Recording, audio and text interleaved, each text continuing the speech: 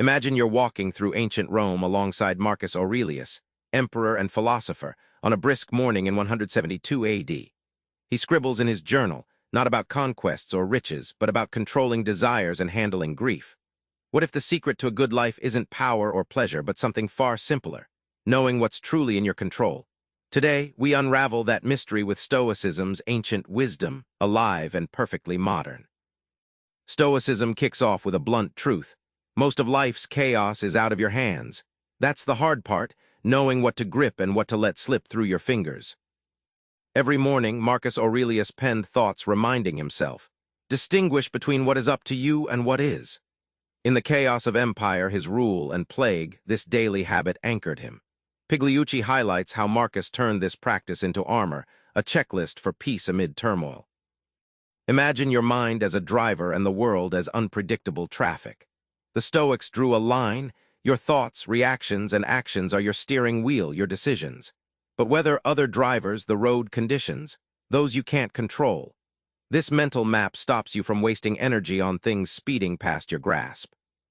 When you accept that you can't control outcomes, suddenly the cage of anxiety unlocks. Pigliucci illustrates stories where people facing tragedies, losing jobs, loved ones, regained calm by expertly focusing on their responses. The surprise? This acceptance isn't defeat, it's power, a gateway to genuine freedom. Stoics argue that flourishing comes from aligning with nature, not wild but human nature. But what does it mean to live naturally in a modern, messy world? Epictetus, a former slave in 1st century Rome, taught freedom wasn't in changing fate but mastering oneself. Pigliucci tells how Epictetus used his hardship to preach inner freedom and dignity, showing that nature's law is less about survival of the fittest, more about self-control and reason. Natural law, for the Stoics, means acting in sync with your purpose, as a rational, social being. It's like being a violinist in an orchestra. Your role isn't solo domination, but harmony. Pigliucci draws this analogy to explain how Stoics see virtue as following your nature's melody, not fighting it. Modern life tempts isolation, but Stoicism reminds you, humans thrive in community. Pigliucci shares cases where reconnecting with family, friends, or society helped people overcome despair. The insight? Your personal flourishing depends on your social flourishing too. Nature demands it.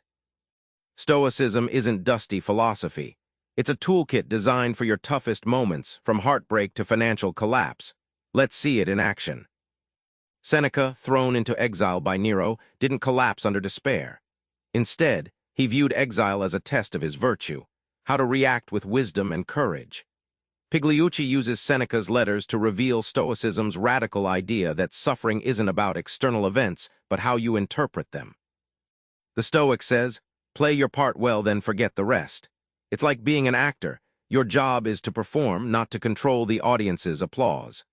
Pigliucci urges applying this principle daily to tasks and relationships, shifting focus from outcomes to your effort and integrity.